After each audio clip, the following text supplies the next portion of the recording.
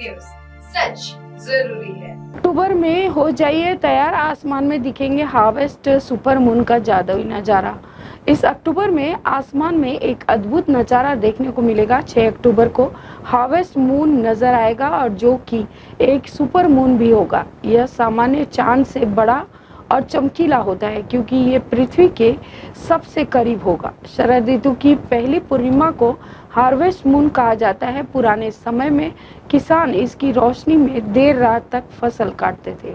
महिला सशक्तिकरण में भारत का नेतृत्व एक वैश्विक मॉडल, संयुक्त राज्य की अधिकारी ने बताया कारण। संयुक्त राज्य महिला की क्षेत्रीय निदेशक क्रिस्टीन अरब ने कहा है कि महिला सशक्तिकरण में भारत का नेतृत्व दुनिया के एक मिसाल है और उन्होंने लैंगिक समानता के प्रति भारत की प्रतिबद्धता की सराहना की है और समावेशी विकास के लिए महिलाओं की श्रम बल भागीदारी बढ़ाने के लिए लक्ष्य को महत्वपूर्ण बताया है।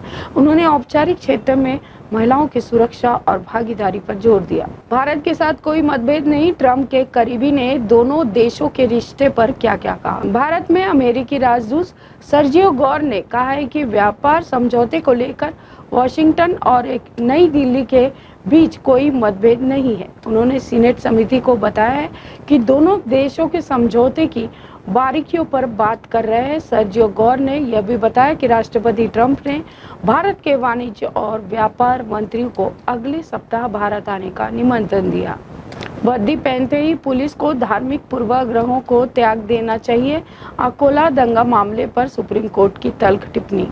सुप्रीम कोर्ट ने कहा है कि पुलिस अधिकारियों को वर्दी पहनते समय अपने धार्मिक पूर्वाग्रहों को त्याग देना चाहिए।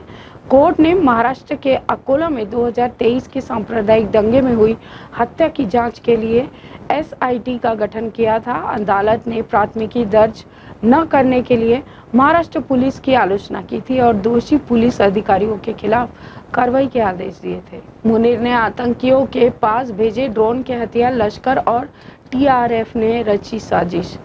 एनआईए अदालत ने ड्रोन से हथियार तस्करी मामले में फैसल मुनीर समेत 7 आरोपियों पर आरोप तय किए हैं। जांच में पता चला है कि लश्कर-ए-तैयबा और द रेजिस्टेंस फ्रंट ने ड्रोन के जरिए हथियार और विस्फोटक भेजने की साजिश रची है। फैसल मुनीर मुख्य आरोपी है जिसने आतंकियों तक हथियार पहुंचा है। जांच एजेंसी ने आरोपियों के ठिकानों से भारी मात्रा में हथियार और विस्फोटक बरामद किए। भारत अब नेपाल का सबसे बड़ा व्यापार साझेदार, चीन के साथ बड़ा कारोबार। कम्युनिस्ट सरकारों के आने के बाद नेपाल का चीन के साथ व्यापार बढ़ा है और फिर भी भारत सबसे बड़ा व्यापारिक साझेदार है। भौगोलिक निकटता और व्यापार संधियों ने भारत के साथ व्यापार को बढ़ावा दिया है। चीन से व्यापारिक गलियारे पूरी तरह विकसित नहीं होने से चीन के साथ व्यापार कम है। वित्त वर्ष 2022 से 23 में भारत के साथ द्विपक्षीय व्यापार 8 अरब डॉलर से अधिक था। सांस्कृतिक पुनर्जागरण के दौर में गुजर रहा है भारत। ज्ञान भारतम मिशन के शुभारंभ पर बोले गजेंद्र सिंह शेखावत। केंद्रीय संस्कृति मंत्री गजेंद्र सिंह शेखावत ने कहा है कि भारत इस समय सांस्कृतिक पुनर्जागरण के दौर में से गुजर रहा है। यह मिशन हमें अपने ज्ञान और विरासत से परिचित कराने में मददगार बनेगा। ज्ञान भारतम मिशन की रूपरेखा की तय करने के लिए आयोजित 3 दिवसीय सम्मेलन को संबोधित करते हुए शेखावत ने कहा कि इस मिशन के तहत देश भर में हब एंड स्पोक मॉडल पर 25 क्लस्टर बनाए जाएंगे। लखनऊ सहित 5 और एयरपोर्ट पर फास्ट ट्रैक इमिग्रेशन की सुविधा गृह मंत्री अमित शाह ने किया शुभारंभ।